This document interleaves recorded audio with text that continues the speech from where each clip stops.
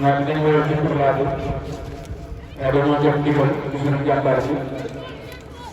moo war a woote léegi jàngale ay kàddu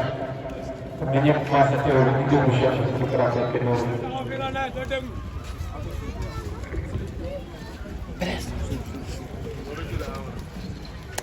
Salaamaaleykum. Salaamaaleykum. waaleykum salaam wa rahmatullahi wa barakatuh. Bismillahi rahmaani rahiim. Maam Cheikh Al Khadim Isa yow dem te di ko waxee ci ma wax ne asal la ni ci wax dafa xaar dëkk waxaat li ñu doon yëskuru la Cheikh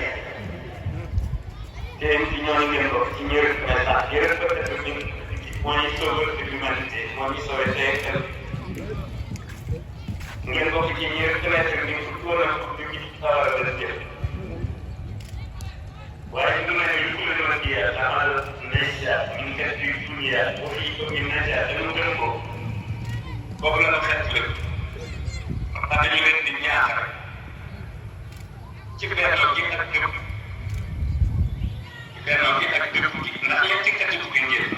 mu rek tek ati wat na bi am ngeen fas yéene ko ci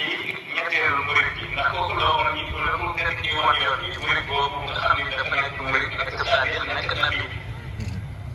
kooku moo mën a doon yow le plus man bi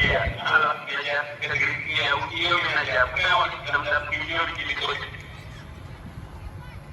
oui yow ci ay islamia pour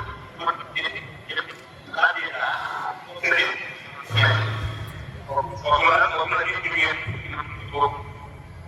yéen a fexe leen ba ak dugub balaa bu yóbbu di gën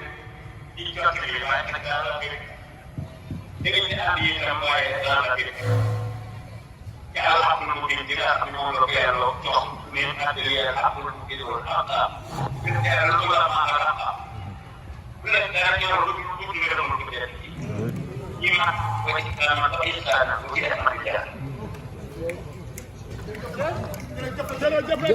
jërëjëf Cheikh Ahmadou Kara Mbacké Noreyni. jërëjëf Cheikh Ahmadou Kara Mbacké Noreyni. Sow bismillah.